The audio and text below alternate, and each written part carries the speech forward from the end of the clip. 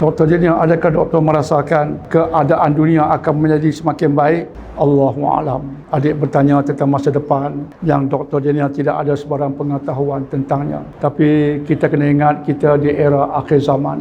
Keadaan bukan akan menjadi semakin baik. Tidak. Dia akan menjadi semakin mencabar sehingga akhirnya datang Imam Mahdi.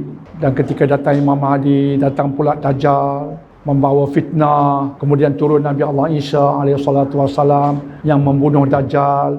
Maka ketika itu akan berlaku keamanan, akan berlaku keadilan, apatah lagi bersama dengan Nabi Isa alaihissalam.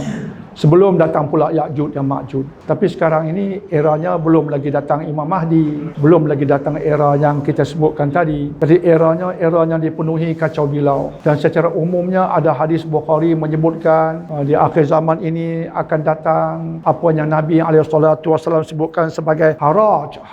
Apa dia haraj? Pembunuhan. Jadi di era akhir zaman ini antara benda yang akan menonjol ialah pembunuhan.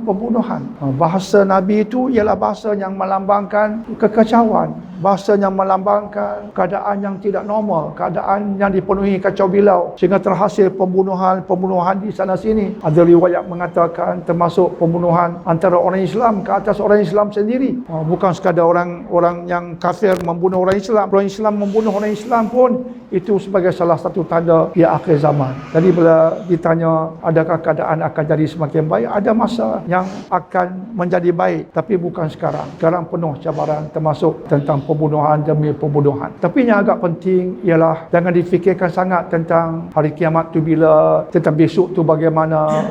Jangan difikirkan sangat tentang itu. Yang perlu kita fikirkan ialah tentang persiapan kita hari ini untuk menghadapi kematian kita. Ini tentang nasib kita sendiri. Saya rasa kita semua tak akan bertemu hari kiamat sebab tanda-tanda besar belum datang. Hari kiamat hanya akan datang bila tanda-tanda besar dah datang.